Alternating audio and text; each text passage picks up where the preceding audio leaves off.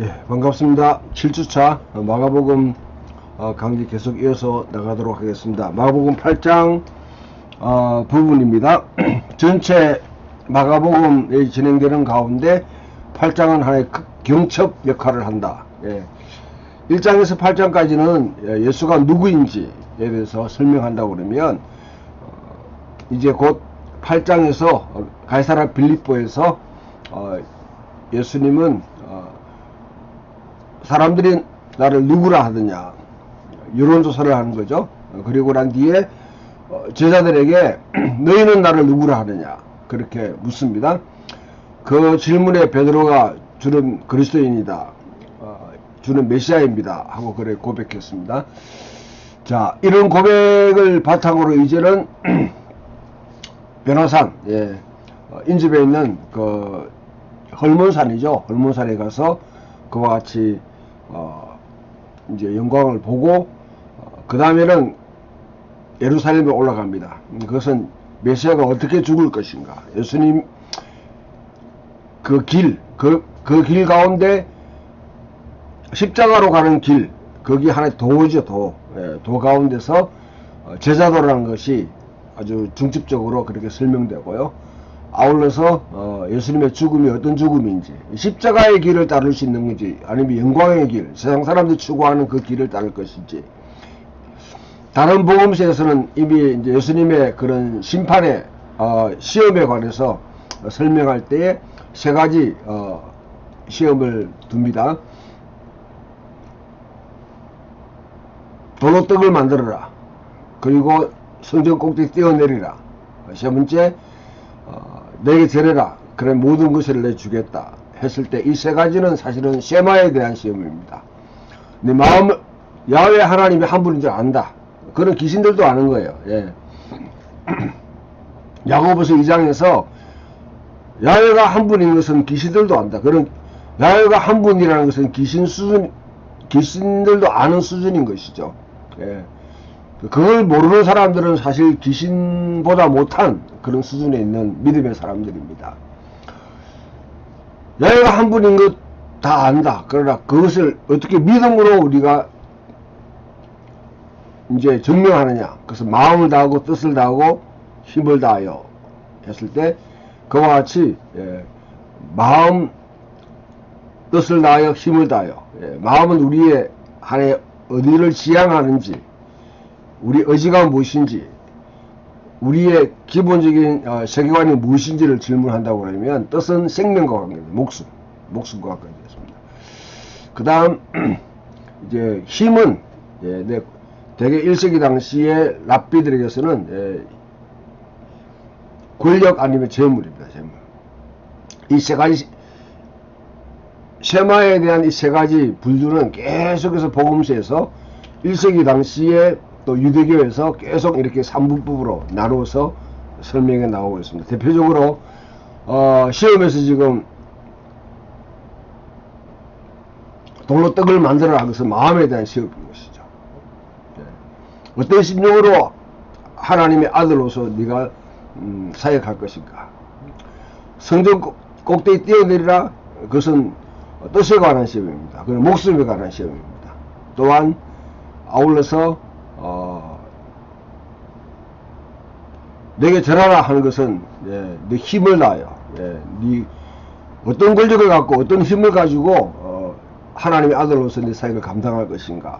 그것을 질문한다고 그러면 마태복음에서 산상수훈은 5장, 6장, 7장으로 구성되어 있다면 5장은 마음에 대한 시험, 심령이 가는 자는 복이 있나니 대표되죠. 우리 마음의 지향이, 우리 세계관이 무엇에 대해 형성되어야 되는가 묻는다면 6장은 무엇을 먹을까, 무엇을 입을까, 무엇을 이 목숨에 관한 시험입니다. 그런 시험, 그 내용을 담고 있다면 7장은 하나님과 만물을 겸하여 섬길 수 없느니라. 두 가지 길 가운데 무엇을 선택할 것이냐. 이와 같이 계속 반복되는 것인데요. 이제 8장에서 이와 같이 마가복음은 그런 시험의 내용이 이렇게 생략되어 있습니다만은 이제 가이사랴의 빌립보에서 신앙 고백하고 난 뒤에 이제 어떤 방식으로 어떤 마음과 어떤 뜻과 어떤 힘으로 그와 같이 하나님의 메시아의 그런 직분을 감당할 것인가, 그에 대한 서술을 하고 있는 거예요. 궁극적으로 예수님은 십자가로 향하는 길, 그 길을 따라가느냐 따라가지 않느냐, 거기에 따라서 제사도가 분별되는 것입니다. 우리가 경건생활을 할 수 있고, 또 종교적으로 여러분 우리가 여러가지 상황 속에 하나님 예배하고 또 말씀 읽고 경건생활하고 그렇게 할 수 있습니다. 그것이 중요한 거예요. 어떤 방향으로 갈 것이냐, 넓은 길로 갈 것인지 좁은 길로 갈 것인지, 넓은 문으로 들어갈 것인지 아니면 좁은 문으로 들어갈 것인지, 모래 위에 세운 그런 집을 세울 것인지 아니면 반석 위에 세운 집을 세울 것인지, 거기에 대한 질문이 이제 마태가 이와 같이 표현했다고 그러면 그것을 실질적으로 8장부터 이제 마지막 절까지는 십자가를 향하는 길, 제사도는 십자가를 질 수 있느냐, 그 문제입니다. 자, 그와 같은 질문 속에서 우리가 이제 8장 본다고, 먼저 8장에 있는 이 지도를 먼저 살펴보는 게 중요하겠죠. 지금 예수님 이때까지 이 나사렛에 태어나셔가지고 이 갈릴리 지역을 쭉 수리하면서 설교했습니다. 때로는 데가볼리 지역으로 가서 사역하기도 하셨고, 또한 페니키아 지역, 수로보리게 여인을 만났던 또 그 두로 지역도 갔다 오셨습니다. 하지만은 예수님의 사역의 주 본거지는 갈릴리였습니다. 갈릴리. 이 갈릴리 사역이 1장부터 8장까지 쭉 이어지고, 이방인 지역에 갔다가 이제는 이 지역에서 가이사랴 빌립보로 돌아옵니다. 이 지역이 전체 갈릴리 사역을 갖다 이제 총 결산하는 곳인 것이죠. 결산하는 곳. 이 가이사랴 빌립보, 여기서 이제 쭉 예루살렘으로 가는 길, 이게 바로 십자가를 지는 길입니다. 이 지역에서 이제 가이사랴 빌립보에서 조금 넘어가면 여기가 바로 헐몬산입니다. 헐몬산. 헬몬산이라고 그렇게 하죠. 이곳이 바로 우리 변화산 사건이 일어난 곳입니다. 되게 지금 여러분 이스라엘 여행 가게 되면 다볼산이라고요. 그곳에서 그것을 자꾸 가이드들이 이와 같이 헐몬산이라고 하는데, 변화산이라고 하는데, 그건 잘못 집은 것입니다. 다볼산은 이 여리고 이 주변에 있는 거예요. 주변에 있는 산입니다. 이것은 아니고, 변화산은 바로 이것입니다. 가이사랴 빌립보와 붙어 있는 곳. 이곳에서 이와 같이 예루살렘에 갈 때 나중에 베레아 지역에서 가게 되면, 베레아 지역, 갈릴리 지역 이 두 가지는 헤롯 안티파스의 영지입니다. 그렇기 때문에 여기서 중요한 질문을 던지죠. 국영군들이 사람이 이혼하는 것이 정당하냐 하지 않느냐 질문을 던집니다. 이 질문도 사실은 일반적으로 여러분 이혼에 관한 질문 같아도 사실 정치적인 질문입니다. 왜? 헤롯 안티파스와 연결되어 있기 때문에. 자, 이런 상황 속에서 여러분 이렇게 쭉 이제 가는 길, 그래서 예루살렘에 도착하셔서 거기서 이제 마지막 시간을 보내시고 십자가에 돌아가십니다. 부활하시는 것입니다. 자, 이 과정 속에 이 지도를 여러분들이 쭉 염두에 두고 전체 마가복음을 따라갈 필요가 있습니다. 자, 이곳이 가이사랴 빌립보라는 곳이죠. 가이사랴 빌립보라는 곳은 이게 바로 이제 제우스의 신전이고요. 그 다음에 이게 판이라고 하는 모든 신들, 만신전, 모든 신을 내는 곳이고, 그 다음에 여기가 아우구스투스의 이 재단이 있고요. 그 다음 이쪽이 이제 다른 신전들과 관계되어 있는 그런 무속물이 있는 아주 중요한 곳입니다.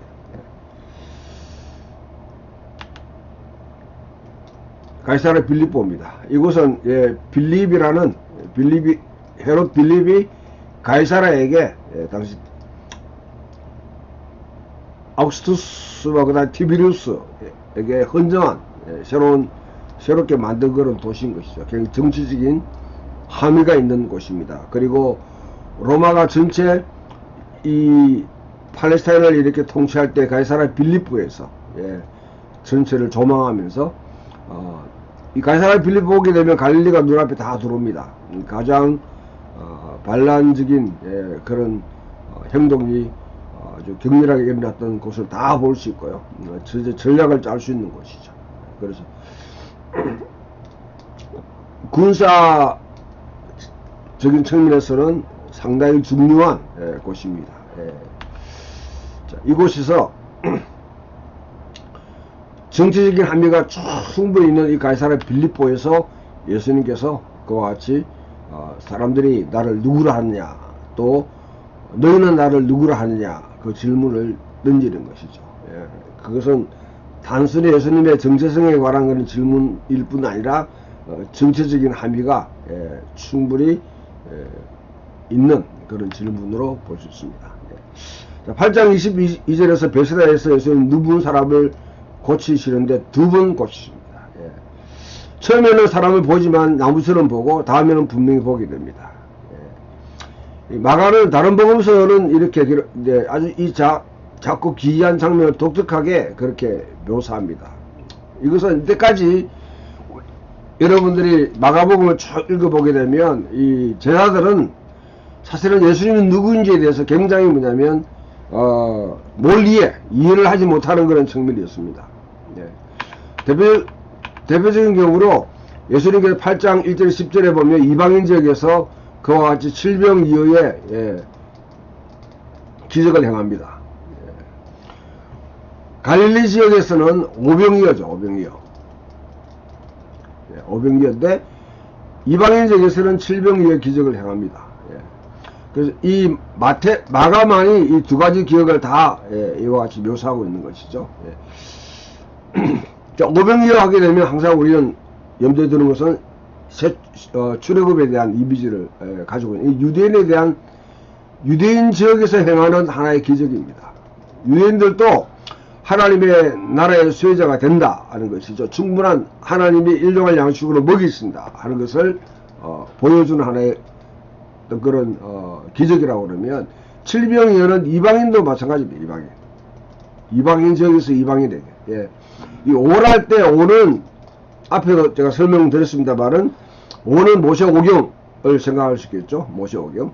그와 같이 오병이어하고 12강주를 남겼다 했을 때 12는 12지파를 상징하겠죠. 자, 만나와 메추라기를 출애굽한 백성 먹였던 그 하나님이 이와 같이 광야에서도 식량을 베푸시고 그 백성들을 먹이신다 하는 것을 오병이어를 보였다고. 왜 7병을 또 포함하느냐, 이건 이방인들, 7이라는 숫자는 항상 여러분 성경에서 완전수인 동시에 또한 이방인 숫자와 관계되어 있습니다. 이방인.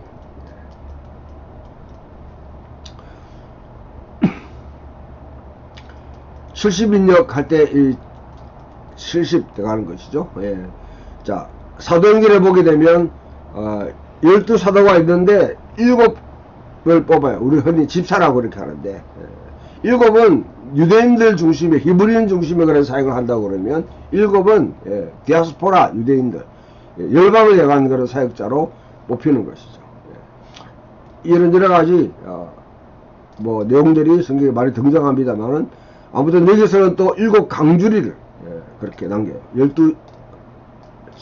12강주리가 아니라 이것은 이방인 지역에서 이방인 사역을 위한 하나의 어떤 그런 상징을 가지고 있다 하는 것을 볼 수 있습니다. 자, 이때도 뭐냐면 제자들은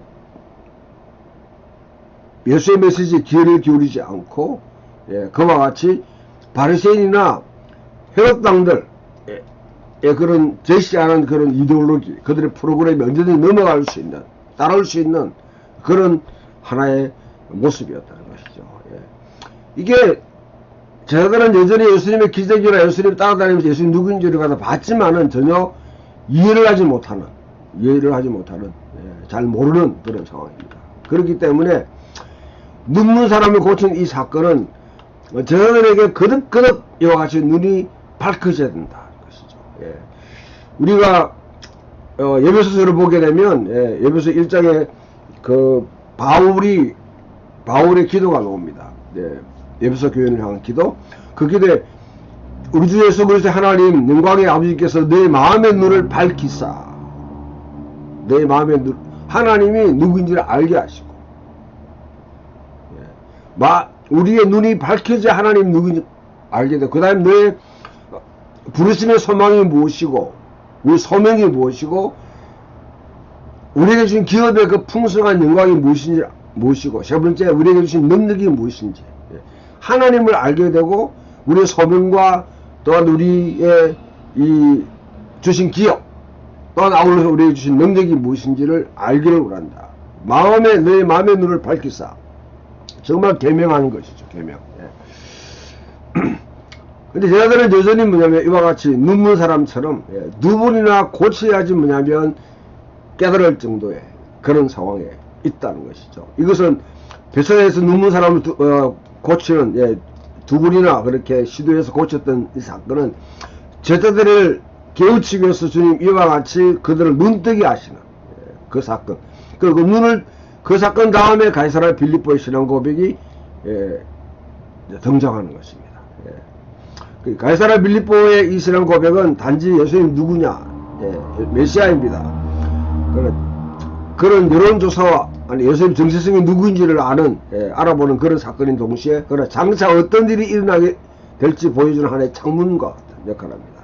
그래서 이 에피소드는 마가 이야기 절정적인 전환점을 앞에도 봤지만은 8장이 하나의 전체적인 전환점을 이룬다 했을 때 굉장히 중요한 전환점을 가지게 됩니다. 이때부터는 이제 제자들이 예수가 누구인지는 일단은 첫 번째 눈을 뜨고 보게 됩니다. 그러나 아직은 제자들은 사람은 보지만 나무처럼 보는, 희미하게 보는 그 상태에, 왜냐하면 곧바로 실제로 주는 그리스도입니다, 메시아입니다 고백했던 이 베드로가 사탄과 똑같은 그런 역할을 하는 것이죠. 예수님의 순환에 대해서, 예수님의 고난에 대해서 거부를 합니다. 배척을 합니다. 그러나 예수님의 순환을 이루어 배척한다는 것은 예수님을 모르는 것과 똑같습니다. 그것은 일반 앞에도 우리가 기적을 행하는 사람, 허리 말해서 이제 신적 인간이라 그렇게 하죠. 헤라클레스와 같이 이 헬라 지역에서는 신적 인간인 디바인 알레르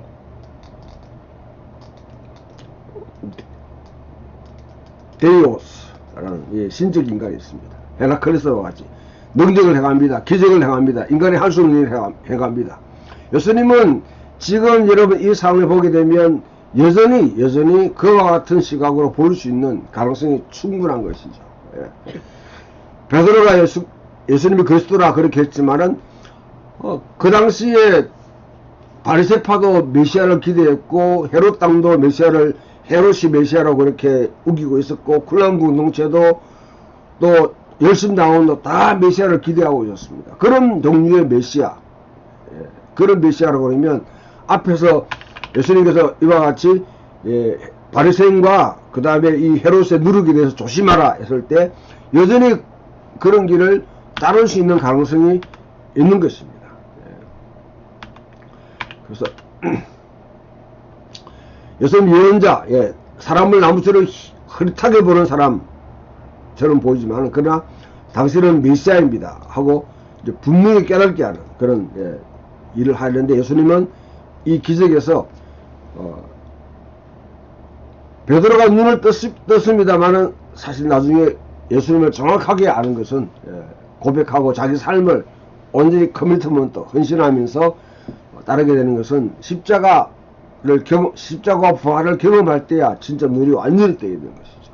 그 전까지는 메시아라는 것을 인정하지만은 사실은 흐릿하게 보는 그런 것을 상징적으로 보여준다고 한다면 여기서 이 베세다에서 눈먼 사람을 두 분 고친 것은 예수님 예언자라는 소문을 가지고 들지만은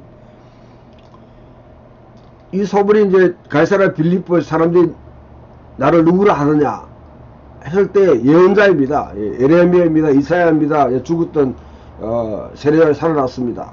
사람을 나무처럼 흐릿하게 그렇게 보는 사람. 예언자들은 그렇죠. 예언자들은 메시아에 대해서 예언했지만은 사실은 명확하게 보지 못하는. 세례요한조차도 예수님을 직접 봤지만은 그러나 예수님이 누구인지를 오해했던.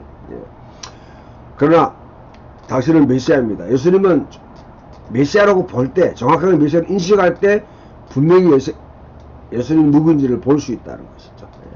자, 다시 한번 예수님 여기서 침묵하라고 명령하고, 이제 죽으러 가야 된다.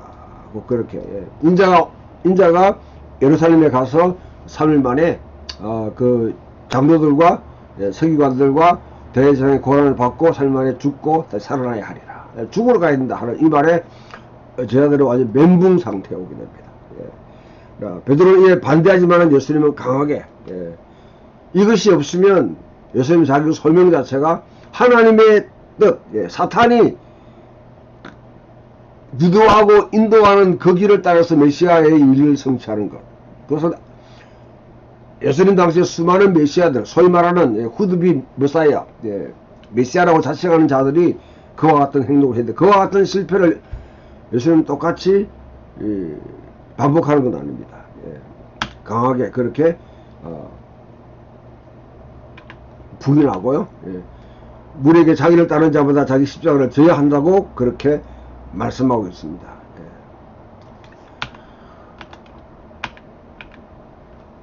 하나님 나라는 참으로 근능으로 임하고 있다. 근능으로 지금 임하고 있는데, 그 자신의 죽음은 그런 승리를 부정하기보다는 오히려 그 도구가 된다는 것이죠.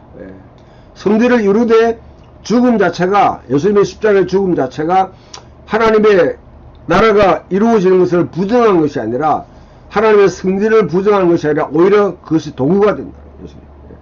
그래서 마가복음 전반주는 예수님이 누구이신, 전반부는 예수님이 누구인가, 하나님의 권세 있는 아들에 관해서 다루고 있다면, 후반부는 이와 정반대로 고난받는 인자에 관한 내용이 될 것이다 하는 것을 우리에게 이 가이사랴 빌립보의 신앙 고백이 가르쳐주고 있습니다. 이거는 여러분 예수님이 받은 세례와 비교해봐도 사실은 맞는 거죠. 여기서는 이는 내 사랑하는 아들이요, 사랑하는 아들. 시편 2편 7편의 이 말씀을 가지고 다윗적인 권능을 가지고 있는 하나의 왕으로서의 그런 신분을 이야기한다고 그러면, 이제는 이는 내가 기뻐하는 자라. 그래서 이사야 42장 1절에 있다. 이 고난받는 종으로서 예수님이 어떻게 그 메시아적인 사역을 감당할 것인지를 그렇게 보여주고 있는 그런 부분이 이제 8장부터 16장까지 이르는 그런 내용이 됩니다. 이 내용들을 여기서 이 가이사랴 빌립보에서 일어났던 이 이야기는 하나의 마가복음 전체 전개의 대전환을 이룬다 하는 것을 항상 기억하고, 우리의 신앙 고백이 이 바탕이 돼야지 그 다음에 여러분 제자도라는 것이 제자도에 대한 가르침, 훈련 자체가 성립되는 것입니다. 신앙 고백이 분명하지 않은데 그 위에 아무리 여러분 다른 제자 훈련을 하고 다른 거 한다 할지라도 그것은 모래 위에 쌓은 성과 같아요. 예수님도 여기서 8장까지 계속 제자들이 따라다니면서 기적을 행하고 말씀하시고 이것이 무엇인가 보여줬지만은 제자들은 눈을 뜨지 못했습니다. 눈을 뜨지 못한 상태에서 나를 따라오라 제자들에 대한 이야기를 100번 해봐야 그런 소용없는 것이죠. 제자들과 그 당시 제자들과 똑같이 세상 사람들이 말하는 힘과 능력과 권세를 가지고 마치 무력 또 돈이 많아야 주의 일을 한다, 아니면 권세가 있어야지 주님의 일을 한다, 이런 착각에 빠진 사람들, 그 사람들 똑같이 세상 사람들이 이루고는 세상의 길을 따라서 세상의 방법으로 메시아라는 그런 사명을 감당하는 분으로 이해할 수밖에 없는 것이죠. 오늘도 여전히 오늘 한국 교회에 이와 같은 수준에서 지금 눈이 뜨이지 않는 제자들 수준에서 예수님과 함께 있으면 뭔가 다 되는 것처럼 생각하는 이런 수준에서 기적을 행하고 능력이 일어나는 귀신 쫓겨나고 병자가 나음받고 죽은 자가 살아나는 그 장면 보고 거기에 여러분 홀려가지고 예수님 따라가는 사람, 요즘 눈이 뜨지 못한 사람입니다. 진짜 눈을 뜨는 순간은 뭐냐면 이제 이 변화산에 가가지고 진짜 변화가 돼야 되는 거예요. 변화. 이 상황에서 여전히 여러분 제자들은 온전히 이제 눈을 뜨지 못합니다.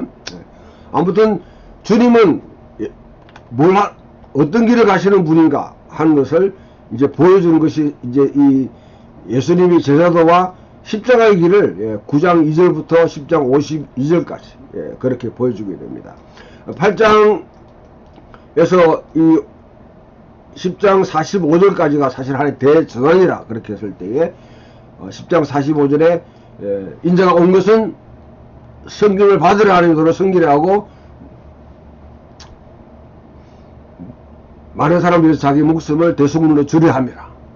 그 예수님의 그 선언으로 이어진 이 십자가의 길에 대한 예고를 하는데, 그게 중요한 주제는 이제 예수님이 계속 1차, 2차, 3차에 거듭해가 제자도, 나를 따른다는 것이 무엇이냐, 주님을 따르는 자들이 어떤 태도와 어떤 마음가짐으로 주님을 따라야 되는지 그것을 보여주는데, 이야기는 전혀 새로운 방향으로 이제 전개됩니다. 그래서 변화산에서 베드로와 야곱과 요한이 보는 앞에서 직접 엘리야와 모세와 함께 눈부신 빛으로 변형되는 장면을 보여주는데, 여기서도 다시 세례받을 때 하늘의 음성이 들립니다.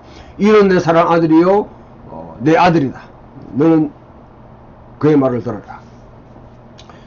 내가 기뻐하는 자라는 말을 갖다 뺀 것은 뭡니까? 여기 빠진 것은 물론 생각될 수도 있지만은 아직은 주님이 내가 기뻐하는 자라는 이 사역을 갖다 이 부분을 지금 감당하지 않았다.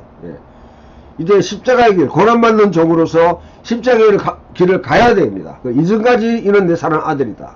10편 2편이 말했듯이, 또한 뭐냐면 예수님이 세례 때에 하늘에 들렸던 그 음성처럼 이는 내 사랑 아들이다. 대개 사람들 요것만 딱 보게 됩니다. 나중에 성전에 올라가게 되면 대제사장들 가야바로 이와 같은 질문을 던지는 것이죠. 네가 찬송받을 네 아들이냐. 이와 같이 내가 사랑하는 내 아들이다. 너는 그의 말을 들어라. 그의 말을 듣는 게 중요한 것이죠. 청정하지 않는 신앙. 귀가 닫혀 있는 것은 눈이 감기는 똑같습니다. 청종이라는 여기에 훈련되지 않는 사람은 계속해서 예수님을 오해하게 되는 것이고요. 베드로와 야곱과 요한이 제자들의 대표로서 변화산에 올라가서 거기서 이제 엘리야는 모든 예언자들이 대표라고 그러면 모세는 토라의 대표죠. 구약의 전체를 대변한다고, 구약에서 예언해왔던 앞으로 어떤 일이 일어날지에 대한 그런 예견을 해왔던 하나님이 이 인간을 지으시고 또 이스라엘을 선택하신 근본적인 목적이 무엇인지를 계속 상기시켜줬던 이 대표들과 더불어서 예수님이 거기서 변형되었습니다. 베드로와 야곱과 요한은 사실은 변형된 모습만 그렇게 보게 되는 것이죠. 내 사랑, 그의 말을 들으라. 모습만 보고 거기에 홀려가지고 있으면 안 된다는 것이죠. 청종이라는 말이 마가복음 전체를 또 지배하는 하나의 중요한 여러분 그런 모티브 중에 한 개가 몰리에와 제자들의 몰리에와 소경이 예수님을 인정하고 고백하는 것, 이해. 되돌아보면서 이제 이해하는 것인데요.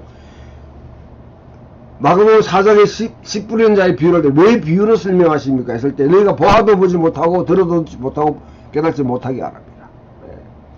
우리가 보게 되면 하나님의 말씀이 듣기지 않는 듣기지 않는 사람은 이미 여러분 심각한 상태에 들어가 있는 것입니다. 그것은 이사야 6장으로를 초대합니다.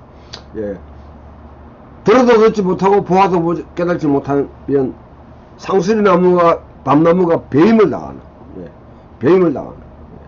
하나님께서 도끼로 찍어버리는 것이죠. 그런 상황에 빠질 수 있는 그의 말을 들으라, 그렇게 합니다.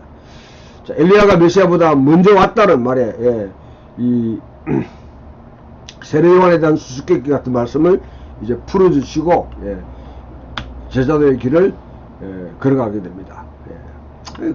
그 다음에 이제 여러분 변호사에 내려오 보니까 귀신 들린, 또 흔히 우리 보면 간질병 걸린, 예, 그런 한 소년이 지금 있는데 그 아버지 간절한 그 믿음으로 고쳐주기를 그렇게 원합니다. 그러나 그 소년을 치유하는 사건 이후에 다시 한번 예수님은 자신의 고난에 대해 8장 31절에서 순환에 대한 예고를 하고, 두 번째 9장 30절 32절 두 번째 순환에 대한 그런 예고를 하게 됩니다. 그 다음에 10장에서 똑같이 이어지는 것이죠. 예. 그 다음에 제사도가 무엇인지를 보여주는, 제사도는 근본적으로 여러분 뭐 우리 성경 읽고 예배 드리고 그 다음에 말씀 공부하고 뭐 전도하고, 물론 그것은 외형입니다. 외형. 그것도 중요하죠. 포음도 중요한 것이죠. 그러나 그 안에 어떤 가치를 갖고 있는, 가치가 변하지 않으면 제자 훈련 아무리 해도 천번 만번 해도 여러분 소용없습니다. 저거는 누가 큰지에 대한 근본적으로, 예. 이 세상 가운데 누가 진짜 크냐? 돈 많은 사람, 권력 있는 사람 크죠. 예. 키 큰 사람도 크지요. 힘 있는 사람도 크지요. 이 세상은 그런 큰 것을 봅니다. 큰 것을 보는 사람은 무엇을 추구하냐면 바벨탑 쌓기를 추구합니다. 바벨탑은 크면 클수록 좋다는 것이죠. 그래 예수님은 반전을 이야기합니다. 큰 자가 작은 자가 되고 작은 자가 큰 자가 된다. 예.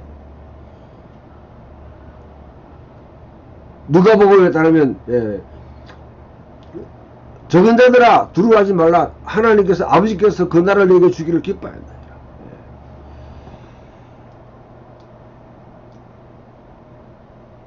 주님을 따르면서 우리들이 큰 자가 되려고 하는 그런, 예, 이 경쟁의식, 예, 그리고 뭔가 자기 과시하려고 하는, 이목집중 받으려고 하는 이 시험들, 예, 무수하게 따라오게 됩니다. 따라오게 되는데, 여기에 대한 근본적으로 하나님 나라에서 진짜 큰 자가 누구인지를 진정으로 여러분 내가 믿는다 그러면, 확신한다 그러면 내가 어떤 길을 걸어가야 될지를 가르쳐주고 있는 것이죠. 예. 자, 쟤들이 누군가 예수님의 이름을 귀신을 쫓아내며 막을 할 때 책망합니다. 예. 그리고 제도의 대가 지불과 도전에 대한 경고로 이어지게 되는데, 이런 일련의 여러분 사건을 보게 되면, 예. 여기에 이제 이 예수의 이름을 귀신을 쫓아내며 막을 하는 이 사람들은 당시에 뭐냐면 유대인 축사자들이 예. 귀신을 쫓아내는 자들. 예수님만 귀신을 쫓아내는 것이 아니라 그 당시에 축사자들이 있었어요. 왜냐하면 고대 사회에는 이와 같이 여러분 특히 이제 이 병리학적으로 보게 되면 사회적 억압이 강하고 착취가 심하고 불합리한 일들이 많이 이어질 때 인격을 가진 인간은 굉장히 충격을 받게 되고 그 가운데서 귀신 들렸다 예, 하는 그런 종류의 사람들이 많아집니다. 오늘날 우리 사회에서는 사실은 그런 사람들이 없죠. 왜냐하면 격리시켜 놨습니다. 정신병원으로 격리시켜 놨기 때문에 볼 수 없지만은, 예, 억압이 많은 사회일수록 사회적 불합리가 구조적인 악이 아주 팽배하고 그것이 인간의 인격을 짓누르는 그런 상황에서 가정에서도 일어나고 사회에서도 일어나고 직장에서 일어나고 심지어 교회에서도 그런 부당한 일들이 일어날 때 이런 여러분 정신적인 질환들 이런 것들이 팽배하다고 사회학적으로는 그렇게 나옵니다. 그 사회에서 유대의 축사들도 활동하고 있었는 것이죠. 그때 이 사람들이 뭐냐면 주로 사용했던 하나의 어떤 그 축사 하는 것은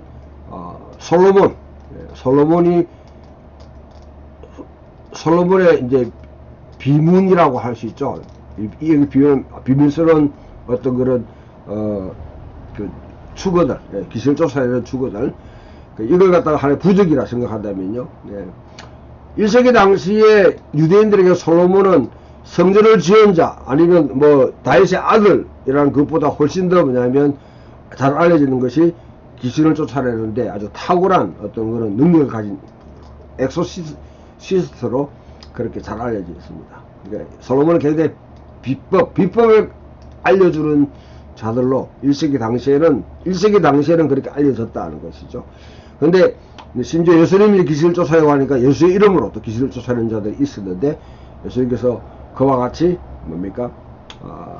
막으려고 왜 예수의 이름을 갖다 도용하느냐? 왜 저작권도 없이 그렇게 허락도 없이 사용하느냐? 막 이렇게 말려고 해서 책망합니다. 왜냐하면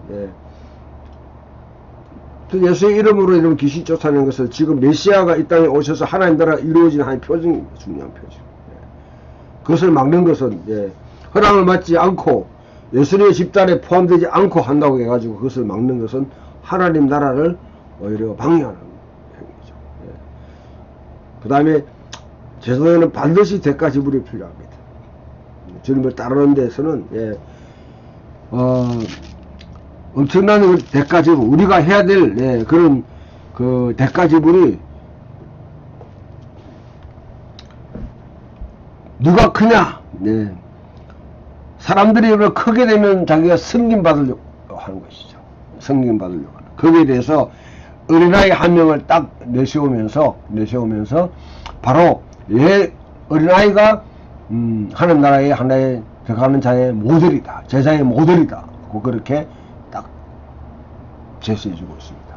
이런 내용들은 사실 그냥 하나님의 예수님의 에피소드로 그렇게 읽혀지만은 실질적으로 예수님께서 이 땅에 하나님 나라를 이루어가는 방식입니다. 하나님이 이 땅에서 하나님 나라를 이룰 때에 대포를 쏘고 비행기를 이렇게 보내고 탱크를 보내고 미사일 쏘고 그렇게 해서 항공만 띄우고 뭐 그렇게 해서 여러분 하나님 나라를 이루지 않습니다. 위대한 뭐 그런 어떤 그 용사들 아니면 영웅들을 보내가지고 하나님 나라를 이루는 것이 아니라 은혜와 같은 심정으로 하나님을 절대 신뢰하고 높아지려고 하는 것이 아니라 섬기려 하는 사람, 그들이 마태판으로 보게 되면 마음이 가는 자인 것이죠. 애통하는 자인 것이죠. 긍휼이 많은 자인 것이죠. 화평케 하는 자인 것이죠. 이런 자들, 의를 위해서 핍박받는 자들, 이런 자를 통해서 하나님 나라가 이루어지는, 이 땅에 이러면 견고하게 지어진 사탄의 통치 씌워진 그 성들이 하나하나 여러분 전선을 이루고 그걸 돌파해 나가는 사람들은 바로 높아지려고 아니면 귀중한 사람이 돼서 존경받는 그런 사람들이 아니라 어린아이와 같이 하나님을 받아들이고 그와 같이 살아가려고 하는 사람들, 그 사람 통해서 이루어지는 것입니다. 그러고 난 뒤에 예수님은 또한 이 어린아이의 그런 어떤 행동을 모델로 삼고 또한 뭐냐면 지극히 적은 자에 대한 그와 같은 가치를 말씀하고 난 뒤에 그것을 따르는 것이 바로 따르기 위해서는 우리가 대가를 지불해야 된다. 심지어 이 장면에서 여러분 알듯이 내 손이 범죄하거든 찍어버리라. 내 눈이 범죄하거든 빼버리라. 내 발이 범죄하거든 잘라버리라. 이렇게 하게 되면 여러분 진짜 제자 따르다가는 다 디세이블 되는 것이죠. 그러나 심지어 그 정도로 대가를 예수님을 따르는데 대가 지불이 필요한 것입니다. 이것을 이제 누가는 14장에서 중요한 다른 어떤 비유를 통해서 그와 같이 설명합니다. 누군 나를 따라오거든 자기 십자가를 지고 나를 쫓을 것이라. 자기 형제와 부모와 심지어 아내와 자식까지 미워하지 않으면 내 제자가 되지 못한다. 뭐 하면서 2만의 군대를 갖고 오는 사람 앞에 1만의 군대를 내가 가지고 있을 때 어떻게 할 것이냐. 성을 사는 집을 지으는 사람이 얼만큼 대가를 지어야 될지 알고 지어야 돼. 그렇지 않다고 그러면 골조만 짓다가 그냥 내버려 두게 되면 사람들이 뭐라고 하겠느냐. 세 번째로 소금이 맛을 잃으면 땅에도 그름에도 쓸모가 없느니라. 그와 같은 말씀합니다. 이 부분에 대해서는 누가복음 하면서 좀 더 또 설명할 기회가 있을 것입니다. 자, 이제 베레아 지역에 들어가게 됩니다. 예수님께서 베레아 지역은 이 지역입니다. 네. 가이사랴 빌립보에서 가서 이렇게 통과했겠죠. 통과해서 아니면 이쪽으로 와서 이 베레아 지역에 왔다. 이 베레아는 여러분 세례요한을 참수했던 헤롯 안티파스의 영지다 하는 것을 기억할 필요가 있습니다.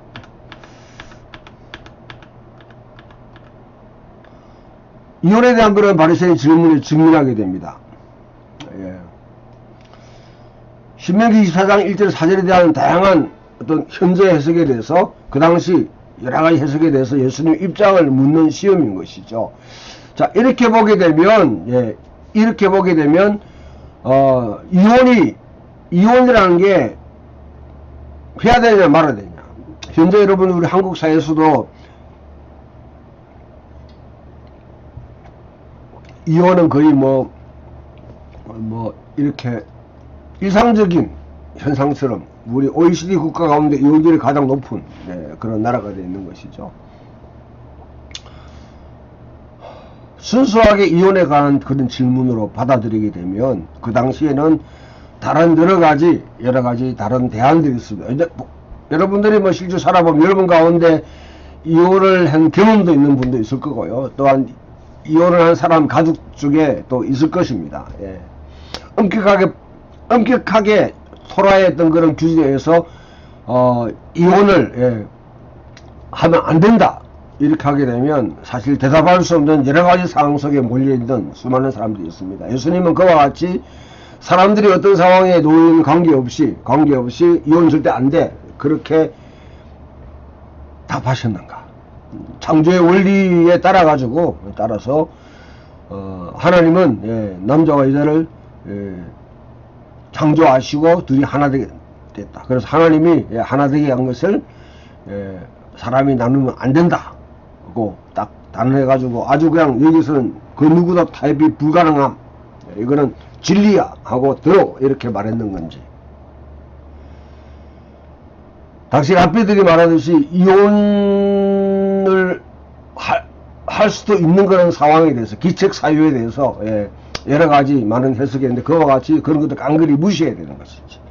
아니면 랍비들이 제시했던 그와 같은 제안에 대해서 동의하시는지 우리가 한번 또 궁금하게 생각해 볼 필요가 있는 것이죠. 그러나 적어도 여러분 이와 같이 전혀 맥락이 없는 상태에서 컨텍스트, 지금 지리적인 역사적인 상황이 없는 가운데 여러분 이 문제를 하면 진짜 이혼에 관한 예수님의 태도는 굉장히 아주 보수적이죠.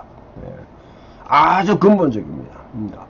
여기는 원칙을 딱 틀며 여기는 하나님 뜻이기 때문에 이것을 어기면 안 돼. 이 방향을 두고 여러분 예수님의 메시지를 해석하게 되면 아마 목회적으로 여러분들은 굉장히 단호한 어떤 그런 진리의 말씀을 선포하는 사람으로 인정될 수 있습니다. 그렇지만은 목회 현장에서 일어나고 있는 수많은 여러분 그런 문제에 대해서, 특히 이혼과 관계된 문제에 대해서 여러분들은 거의 답을 할 수, 소통 자체가 안 되는 그런 상황에 직면할 것입니다. 그러나 여러분 이 베레아 지역에서 이 질문은, 바리새인들이 질문한 것은 순수한 이혼이 가능하냐 마냐 이 질문이 아니에요. 그렇기 때문에 역사적인 배경이 필요한 것입니다. 베레아라는 지역이 헤롯 안티파스가 통치하는 영역이라고 그러면, 헤롯 안티파스는 아주 사악하게 이혼을 시도했습니다. 자기의 아내와 이혼하고 자기 동생 빌립의 아내와 아까 가이사랴 빌립보를 지었던 그 빌립의 아내를 이혼시켜 버렸습니다. 그리고 이혼한 동생의 아내와 자기가 같이 결혼했는 것이죠. 아주 그 당시에 여러분 너무나 잘 알려져 있고, 또한 여기에 대해서 뭐냐면 저항하고 대항하게 되면 어떤 운명을 처할지를 세례요한이 체포돼 가지고 감옥에 있었고, 그 자기 딸의 그 딸이 뭐냐면 생일날에 그 참수당하는 그 현장을 다 알고 있는 상황입니다. 그 바리새인들의 다른 곳에 질문해, 베레아 지역에서 질문했다는 것은 달리 말하면 헤롯 안티파스가 요구한 것이 옳습니까? 그런데 이 질문이에요. 이 질문입니다. 그 질문에 대해서 예수님이 창조의 원리를 가지고 헤롯이 잘못했다고 말하는 것이죠. 이걸 특정한 상황 속에서, 특정한 맥락 속에서 이와 같이 했던 이야기를 시공간을 초월해가지고 보편적인, 영구적인 진리로 만들어버리면 예수님의 메시지는 항상 오해될 수 있고, 또한 소통이 안 되는 그런 메시지로 받아들일 수 있는 것입니다. 하나님 나라 도래하게 됐습니다. 중요하게 여기에 대한 사안은 무엇입니까? 신명기에서 잠정적으로 이유로 허용한 것이 아니라 창세기의 원래 의도를 다시 되새게 된다 하는 것이죠. 자, 이와 같은 상황을 보게 되면 그냥 창세기의 원래 결혼의 의도를 갖다 그냥 고집하는 그것으로만 보게 되면 평생 동안 남자 여자는 결혼하면 함께 살아야 된다, 이것으로 이해될 수 있습니다. 그러나 좀 더 여러분 우리가 생각해 보게 되면 정치적인 질문에 대한 아주 헤롯 안티파스를 그와 같이 간접적으로 디스하는, 그리고 그에 동의하지 않는 그런 메시지로도 읽을 수 있다는 것이죠. 10장에 이제 어린아이들이 자기가 온 것을 가로막는 제자들을 그렇게 꾸짖는 장면, 그렇게 같이 연결되는 가정. 왜 예수님께서 어린아이들이 예수님께 오는 것을 갖다가 가로막지 못하게 했을까요? 그 앞에서도 우리 보면 하나님 나라의 모델로서 어린아이들을 제시한 이유가 뭘까요? 대개 보면 어린아이들이 하나의 더 순진하다 하는데 어린아이들 절대 순진하지 않습니다. 어린아이들 겸손하다?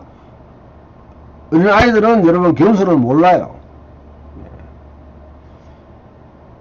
교만도 모르지만 겸손도 모릅니다. 있는 그대로 생각합니다. 어린아이들은 전적으로 자기 부모에 대해서는 신뢰합니다. 의지합니다. 그와 같이 하나님을 아빠, 아버지라, 아버지로 전적으로 신뢰하는 자들이 제자도의 하나님 모델이 된다는 것이죠. 어떤 상황에도 불구하고. 그래서 자기 부모에 대해서 전적으로 신뢰하는 그것이 바로 진정한 믿음의 하나의 어떤 그런 본보기가 된다 하고 아이들을 안고 그와 같이 안수하고 축복합니다. 진실로 너희에게 이르노니 누구든지 하나님 나라를 어린아이와 같이 받들지 않는 자는 그곳에 들어가지 못하리라. 이 말을 여러분 다른 성경의 구절과 한번 대체해 보게 되면 요한복음 3장에 니고데모가 선한 성령이면 내가 어떻게 여기서 어디야 데리까 했을 때 내가 진실로 주는 너에게 이르노니 물과 성령으로 거듭나지 않으면 하나님 나라에 들어갈 수 없느니라. 물과 성령으로 거듭나지 않으면 하나님 나라에 들어갈 수 없느니라. 하나님 나라를 볼 수 없느니라. 이 말과 함께 딱 중심에 관한 우리 메시지잖아요. 모든 세례는 유아 세례입니다. 어른에 대해서 여러분 세례를 받는 자도 사실은 어린아이와 같은 상태에 되어서 진정으로 하나님을 받아들일 때 세례가 가능한 것이죠. 나이로 여러분 그냥 유아 세례가 아니라 모든 세례는 다 유아 세례라는 그런 말이 있습니다. 하나님 나라에 들어간다, 예수님을 믿는다, 하나님을 믿는다는 것은 어린아이와 같이 예수님을 받아들일 때, 용납할 때, 그때 가능한 것이죠. 이런 측면을 우리가 보고 그 다음에 이제 10장에 중요한 질문, 부유한 젊은 가론과의 그런 대화를 하는 장면으로 우리를 이끌어 줍니다. 여기서는 토라와 관계에서 예수님의 해석을 보여주는데요. 굉장히 중요한 말씀입니다. 그래서 좀 쉬고 이제 두 번째 장면으로 그렇게 넘어가도록 하겠습니다.